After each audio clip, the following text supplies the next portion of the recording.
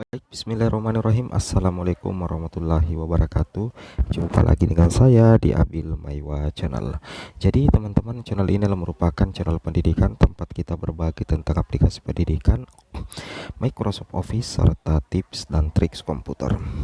Jadi pada video kali ini Bapak Ibu ya, kembali lagi admin akan mencoba mengupdate informasi terbaru terkait bagi P1, P2, P3. Segera lakukan ini, dapatkan penempatan formasi, bisa lanjut pendaftaran, cek data Dapodik, verbal ijazah ya. Dan bagi yang tidak mendapatkan penempatan, kemudian ada status turun prioritas, apakah status P1 akan hilang. Di video ini kita akan kupas tuntas Bapak Ibu ya informasi ini. Tapi sebelum kita lanjut, bagi rekan-rekan guru yang baru menemukan channel ini, silakan tekan tombol subscribe ya dan aktifkan lonceng notifikasi agar setiap hari Bapak Ibu bisa mendapatkan informasi terbaru dari kami. Let's go, kita langsung saja to the point ke informasinya. Jadi sih di sini Bapak Ibu tentunya sudah mengetahui semua ya untuk pendaftaran seleksi ya untuk semua pelamar beserta pengumuman bagi P1 yang mendapatkan penempatan itu waktunya sangat terbatas. Itu dimulai tanggal 31 Oktober sampai tanggal 13 November 2022. Nantinya itu akan dilanjutkan juga dengan seleksi administrasi yang sementara berjalan, yaitu 31 Oktober sampai tanggal 15 November. Nah, untuk pengumuman hasil seleksi administrasi untuk P1, P2, P3 dan pelamar umum, siap-siap saja bagi guru lulus PG baik P2, P3 dan P1 juga, itu dimulai tanggal 16 November ya, hanya 2 hari, 16 November dan tanggal 17 November 2022. Jadi Bapak Ibu siap-siap saja ya yang mengikuti seleksi administrasi. Nah, kemudian untuk pengumuman hasil seleksi untuk P1, P2, P3 dan pelamar umum itu nanti loncat ke tahun 2023, yaitu mulai tanggal 2 sampai dengan tanggal 3 Februari 2023 seperti itu. Nah, terkait dengan informasi ini, di sini kami akan bagikan tambahan informasi buat rekan-rekan sekalian. Nah, di sini Bapak Ibu tentunya mengetahui ya, banyak yang tidak bisa melanjutkan pendaftaran atau tiba-tiba tidak mendapatkan penempatan padahal di instansinya itu terbuka formasinya. Itu salah satu penyebabnya adalah karena Bapak Ibu belum melakukan verbal ijazah di info GTK yang secara otomatis itu berdampak di SSCASN. Nah, ini adalah tampilan ya apabila data Bapak Ibu sudah di verbal. Ini ya posisinya data sudah di verbal Bapak Ibu ya. Jadi Bapak Ibu yang belum melakukan verbal atau tidak bisa melanjutkan pendaftaran, cek kembali di info GTK hasil verbal ijazah Bapak Ibu, apakah sudah selesai diproses atau belum, seperti itu. Kemudian kita lanjut lagi. Di sini tentunya ya selain itu yang harus dilakukan oleh Bapak Ibu sebelum melakukan resume, yaitu segera Bapak Ibu lengkapi data riwayat dengan benar dan teliti. Mulai dari data deskripsi diri, kemudian riwayat pendidikan dan sebagainya, itu wajib Bapak Ibu isi dan perbaiki datanya sebelum mengakhiri yang namanya pendaftaran. Nah, kemudian kita lanjut lagi. Di sini Bapak Ibu tentunya ya ada kabar gembira ya untuk tanggal 10 dan tanggal 11 November. Di sini dikatakan untuk P1 yang daerahnya membuka formasi ya, ini khusus untuk pelamar prioritas 1 yang daerahnya membuka formasi, siap-siap ya. Panselda dan Panselnas panitia akan menghubungi kembali menjelang akhir pendaftaran. Nah, jadi bagi rekan-rekan P1 yang mendapatkan formasi tentunya nantinya akan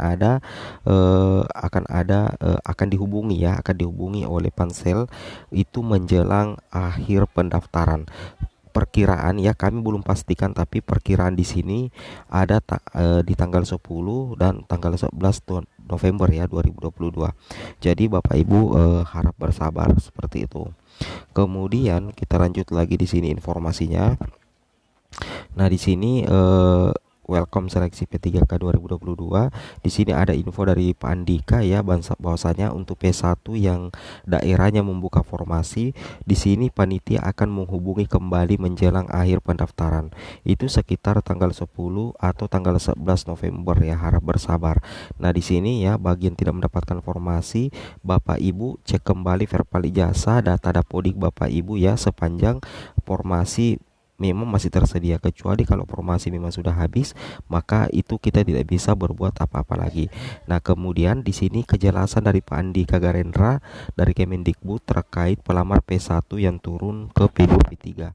Di sini ada yang bertanya, kenapa setelah saya turun prioritas begini jawabannya sistem.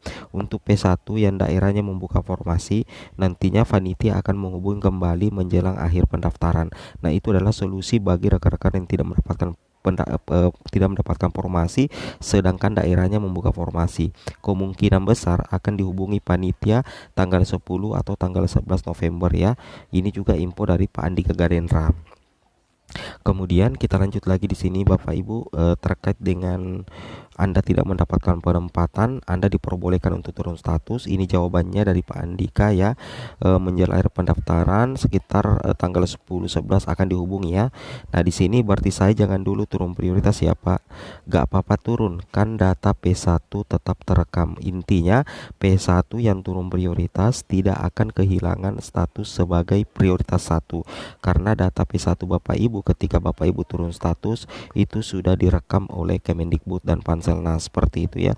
Ini tentunya menjadi kabar gembira Bapak Ibu ya. Kemudian kita lanjut lagi di sini, penyebab sehingga Bapak Ibu mendapatkan notifikasi mohon maaf formasi pada instansi sudah tidak tersedia. Anda dapat melanjutkan pendaftaran ini. Ada 4 penyebabnya Bapak Ibu ya. Yang pertama, instansi Bapak Ibu tidak membuka formasi di instansinya.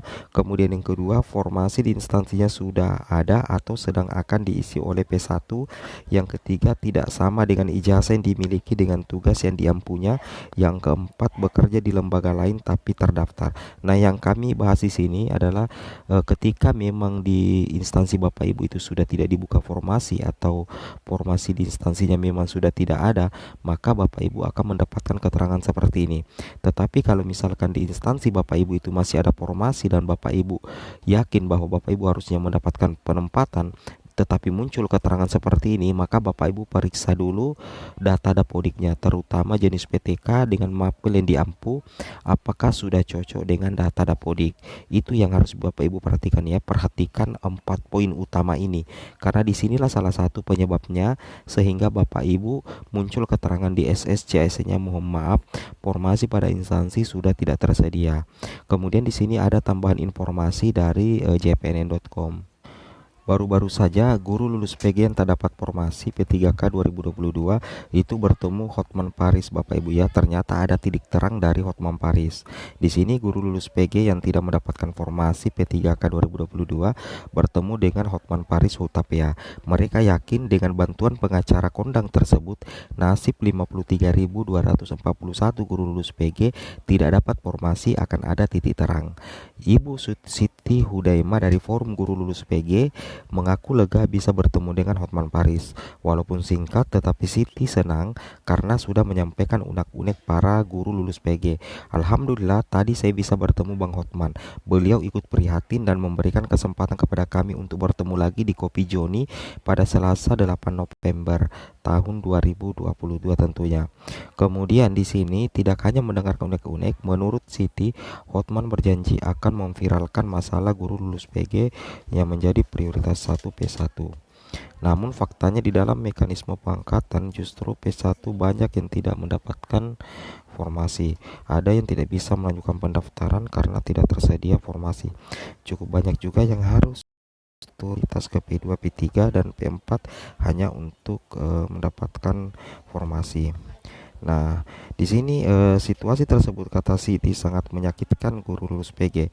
Sejak Permenpan RB nomor 20 tahun 2022, 193.994 guru lulus PG sudah membayangkan akan diangkat P3K. Nyatanya sebanyak 53.241 tidak mendapatkan formasi sehingga belum bisa diangkat tahun ini.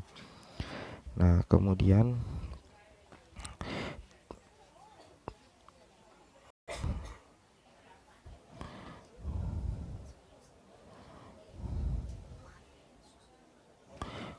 di sini kita lanjut lagi Bapak Ibu ya.